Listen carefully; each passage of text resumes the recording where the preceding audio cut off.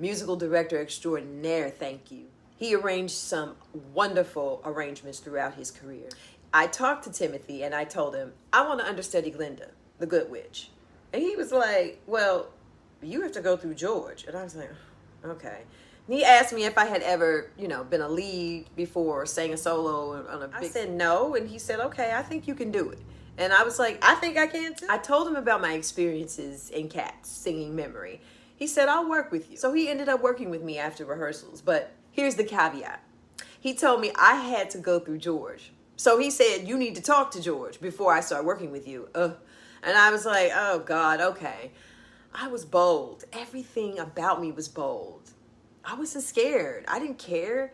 So I went for it. So one day on a break, I went to George and I said, George, I didn't even ask. I just told him, I want to understudy Glinda. He looked at me like I was crazy, like I had two heads. He said, can you sing? I said, yes. He said, well, we'll see. He was like, all right, well, we already have an understudy, which was Kelly Turner. Hey, Kelly girl, shout out. And I was like, well, can I be the second understudy or something? Like, what if something happens to Kelly? And he was like, So I told Timothy, and he was like, okay, well, I'm going to work with you so I can get you ready. Because with George, he'll just call you out one day. I was like, wait, what?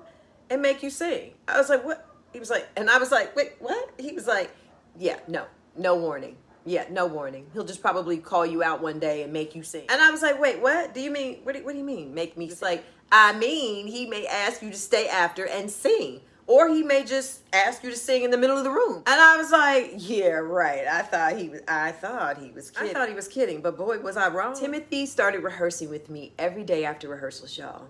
After we get out of rehearsal at 6 o'clock, we would go to this place that is no longer there.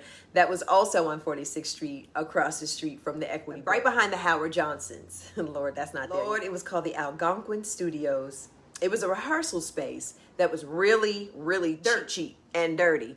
It was cheap because, everybody went there and rehearsed whatever they were working on because it was so cheap and close to everything. But Timothy worked with me for about 2 weeks so I could learn the song and be prepared. One day we were about to leave rehearsal. About a week after we completed learning the song and Timothy going over it with me, making sure I sound great and just literally inspiring me and encouraging me that I sound great and wow, you have a great voice and you could sing and we got to get you singing. We're all packing up our stuff from rehearsal. I was always the first one out, like running out the door.